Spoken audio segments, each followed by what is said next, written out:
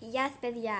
Είστε στο κανάλι Ελένη Φαν, η Μαρία Και η Ελένη. και εγώ η Ελένη και η Μαρία Και η Ελένη.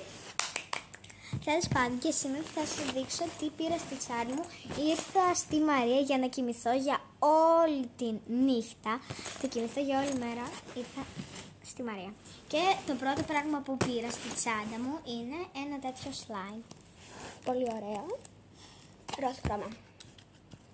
Ναι, καταπληκτικό. Μετά πήρα το τετράδι Blackpink για να δούμε μερικές σελίδες με τη Μαρία που θέλαμε. Είναι πάρα πολύ ωραίο. Έχουμε κάνει, σας το έχουμε δείξει σε ένα βίντεο χθες, που έχει και αυτοκόλλητα και κάρτες.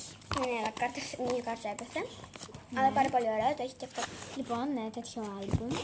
Μετά, εντάξει, στη σακούλα πιτζάμα. Ένα τέτοιο βιβλίο που διαβάζω.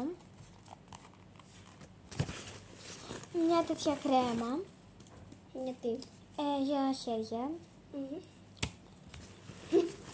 Να Το βάλω. τάμπλετ που τώρα που βάζω, φορτιστής, κάρτες τέτοιες Blackpink, πήραμε ένα ζελιδάκι τέτοια και αυτά. Βάζεις μέσα, αυτά. Αυτά πήρα, δεν έχω κάτι άλλο. Αυτά. Και θα τελειώσουμε το βίντεο. Γεια σας! Γεια.